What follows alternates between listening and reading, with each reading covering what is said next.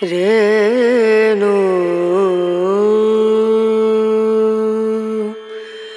Rana Ra.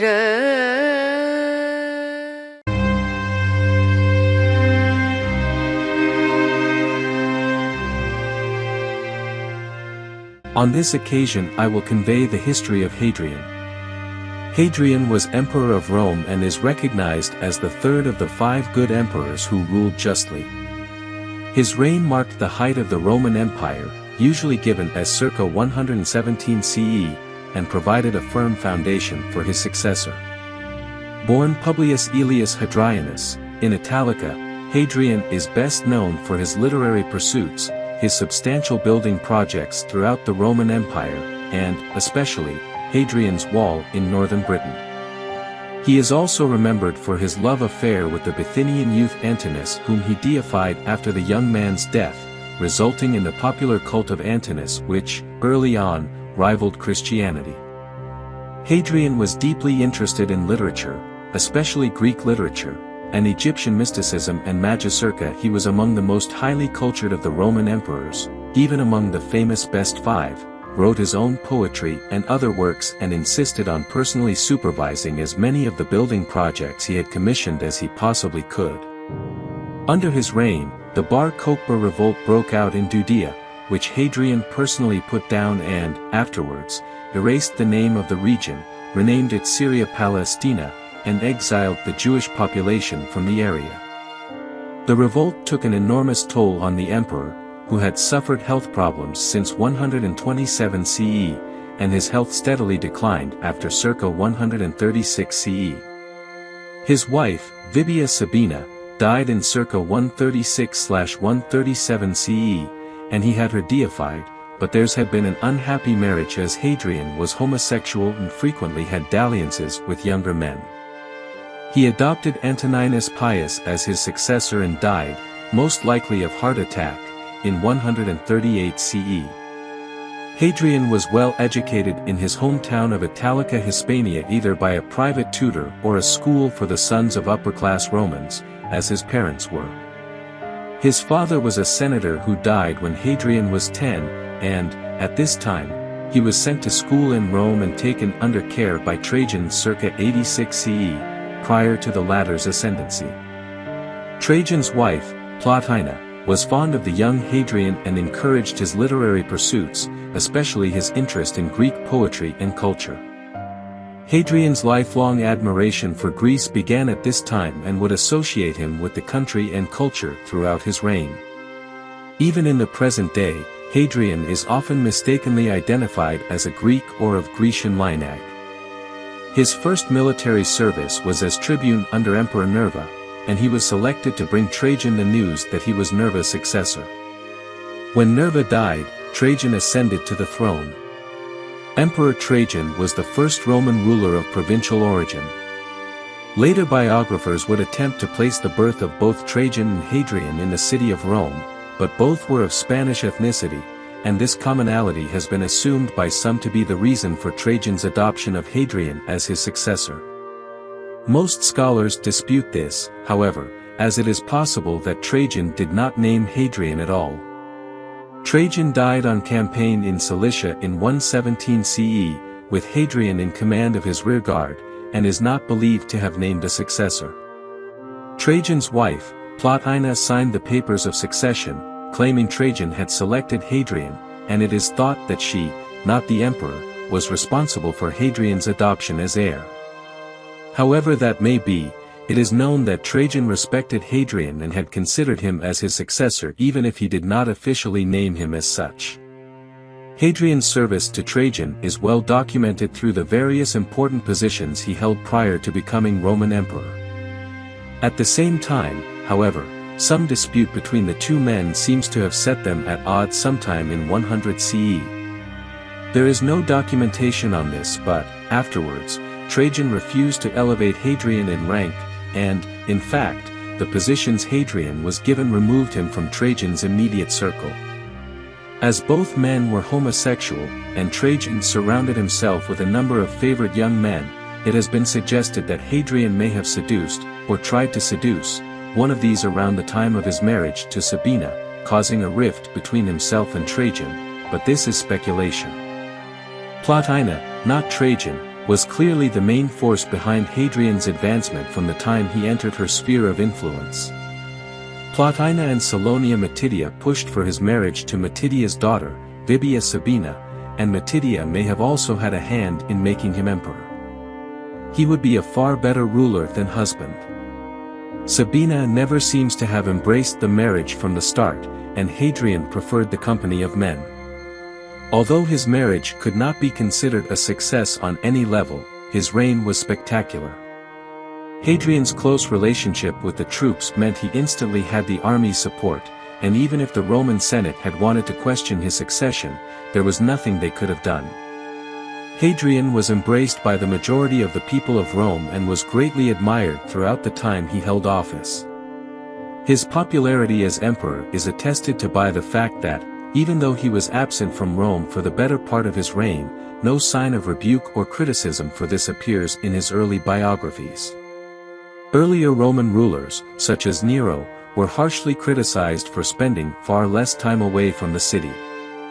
His devotion to the Roman army was such that he would sleep and eat among the common soldiers, and he is commonly depicted in military attire even though his reign was marked by relative peace.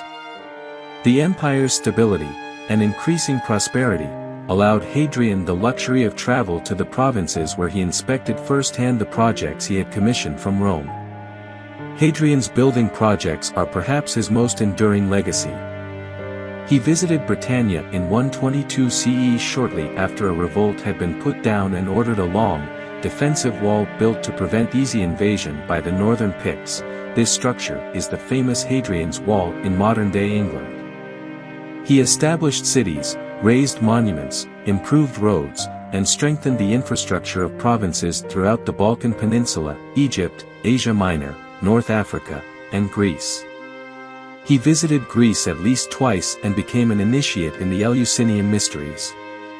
The Arch of Hadrian, constructed by the citizens of Athens in 131–132 CE, honor Hadrian as the founder of the city. Inscriptions on the arch name Theseus, the traditional founder, but add Hadrian owing to the latter's substantial contributions to Athens such as the Grand Temple of Zeus. In Rome, he rebuilt the Pantheon and Trajan's Forum as well as funding construction of other buildings, Roman baths, and villas. Many of these structures survived intact for centuries, some as late as the 19th century CE, and the Pantheon, still perfectly preserved, may be visited in the present day. Hadrian had a great interest in architecture and seems to have contributed ideas or even plans to the architects, though scholars no longer believe that he was the lead architect on any single project. Of all his significant monuments and buildings, Hadrian's Wall in northern Britain is the most famous. Construction of the wall, known in antiquity as Vallum Hadriani, was begun around 122 CE and corresponded to Hadrian's visit to the province. It marked the northern boundary of the Roman Empire in Britain, but the length and breadth of the project suggests that the more important purpose of the wall was a show of Rome's power. The wall was originally 9.7 feet wide and 16 to 20 feet high east of the river Irthing, all built of stone, and 20 feet wide by 11 feet high west of the river, made up of stone and turf, stretching 73 miles across uneven terrain. It was built in 6 years by the legions stationed in Roman Britain.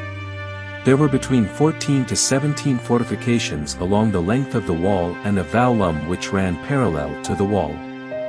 The vallum measured 20 feet wide by 10 feet deep, flanked by large mounds of tightly packed earth. As Hadrian's foreign policy was peace through strength, it is thought that the wall, which was originally plastered and whitewashed, would have clearly represented the might of the Roman Empire. Following his visit to Britannia, Hadrian went to Asia Minor and traveled to the region of Bithynia to inspect the restoration of Nicomedia he had funded after the city was damaged in an earthquake. It was either in Nicomedia or nearby Claudiopolis that he met the young Antinous in 123 CE, who became his almost constant companion for the next 7 years. Antinous was possibly 13 to 15 years old at this time, but same-sex liaisons between older men and young boys were acceptable in Roman culture as long as both parties consented. Some of these love affairs were brief flings, but others, like that of Hadrian and Antinous, were serious, committed relationships. Hadrian arranged for Antinous to be sent to a prestigious boarding school in Rome that trained young men for life at court, and then, from 125 to 130 CE, the young man was Hadrian's beloved, living with him at his villa outside Rome and traveling with him to the provinces. Their relationship was patterned on that of the Greeks, in which an older man would help a younger in moral and intellectual development and social advancement. This seems to have been precisely the course Hadrian followed. The couple traveled together from 127 to 130 CE, arriving in Egypt in time to celebrate the festival of Osiris in October 130 CE. At some point toward the end of the month, just before the festival, Antinous drowned in the Nile River. Hadrian reported it as an accident, but historians such as Cassius Dio and Aurelius Victor claim that Antinous sacrificed himself in a ritual to cure Hadrian of an illness he had been suffering from the past few years. This claim is strengthened by the observation that Antinous, as Hadrian's beloved favorite, would no doubt have been attended by servants who would have rescued him from the river and, further, by a trip the couple took to Heliopolis just before Antinous' death, where they conferred with a priest on mystical rites. Hadrian's health seems to have improved afterwards, but his grief at the loss of his lover and best friend was overwhelming. Hadrian had Antinous deified immediately. This was unprecedented as, usually, an emperor would submit the suggestion to the Senate, who would approve it. He ordered the city of Antinopolis built in Antinous' honor on the bank of the Nile where he had drowned, and, quite quickly, a cult grew up around the youth which spread quickly through the provinces. Antinous became a dying and reviving god figure who, because he was once human, was thought to respond more quickly to supplications than other deities. He was understood as a god of healing and compassion, and his adherents raised statues of him in temples and shrines throughout the empire. It is estimated there were once over 2,000 statues of Antinous, of which 115 have been recovered.